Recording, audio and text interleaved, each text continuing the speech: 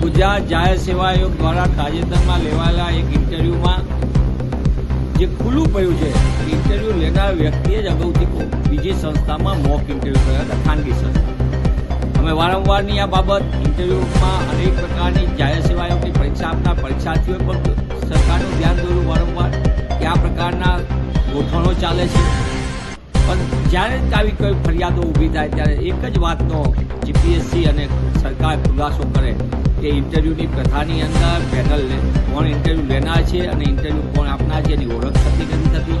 અમે ચિઠ્ઠી નાખીને કરીએ છીએ, પણ આ તો જીવતો જાતનો નમૂનો ખુદ જીપીએસસીના ચેરમેને સામે આવીને રજૂ કર્યો છે.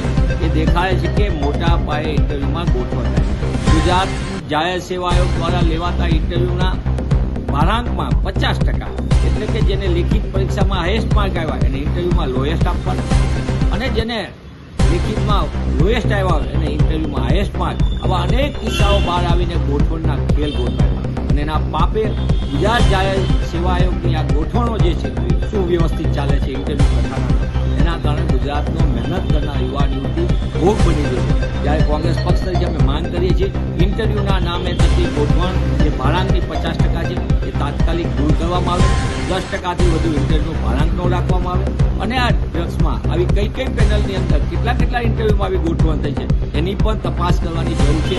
ઇન્ટરવ્યુ અનેક કોચિંગ સંસ્થાઓ સાથે સંકળાયેલા ઇન્ટરવ્યુ પેનલમાં હોય તો કઈ રીતે ગુજરાતના યુવાન યુવતીને ન્યાય મળશે અને સાચા રહી જશે અને ખોટા ગોઠવાઈ જશે. અને આ ગોઠવણનો ભેદ ખુલ્લો પડ્યો છે ત્યારે હવે સમજવાનું સરકાર છે કે સરકાર ગુજરાતના યુવાન યુવતીને ન્યાય આપવા માંગે છે કે અન્યાય ચાલુ રાખવા માંગે છે, એનો જવાબ પણ આપવો જોઈએ.